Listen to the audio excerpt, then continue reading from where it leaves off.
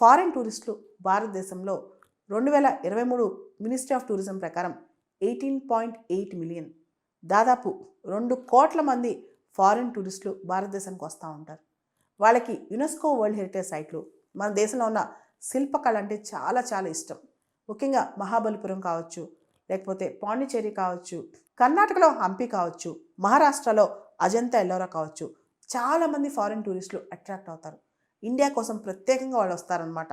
హిమాలయస్ కూడా చాలామంది వస్తుంటారు. కానీ వాళ్ళకి చాలా పెద్ద థ్రెట్. చాలా సందర్భాల్లో వాళ్ళని స్టాకింగ్ చేయటం, వారి వెనకాల లోకల్స్ పడటము, ముఖ్యంగా ఈ లోకల్ యూత్ ఎవరైతే ఉంటారో చిన్న చిన్న చదువు లేకుండా చిన్న చిన్న పనులు చేసేవాళ్ళు, వాళ్ళు ఎక్కువ మంది వాళ్ళ వెనకాల పడతా ఉంటారు. వాళ్ళ వెనకాల పడి స్టాకింగ్ చేయటము, వాళ్ళని హెకిల్ చేయటము, దాంతోపాటు కొన్ని సందర్భాల్లో ఎవరూ లేకపోతే వాళ్ళపైన సెక్షువల్ అటాక్స్ చేయడం ఇవన్నీ చేస్తారు. అయితే ఈ సందర్భంలో ఈ కేసులో ఏమైందంటే ఈ టూరిస్ట్తో పాటు, ఇజ్రాయలీ టూరిస్ట్తో పాటు 3 పురుషులు కూడా ఉన్నారు.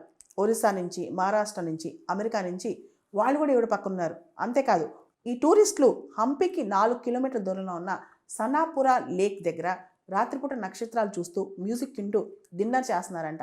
ఆ టైంలో లోకల్స్ 3 వాళ్ళ దగ్గరికి వెళ్ళి వాళ్ళపైన అటాక్ చేసి వాళ్ళ దగ్గర ఉన్న వస్తువులను తీసుకుని ఈ ఇజ్రాయలీ అమ్మాయిని గ్యాంగ్ రేప్ చేశారంట. దీనిలో భాగంగా ఎవరైతే అడ్డుకున్నారో పక్కనున్న 3 అబ్బాయిలు, ఇతర టూరిస్టులు వాళ్ళని పక్కనున్న కెనాల్లోకి తోసేశారు.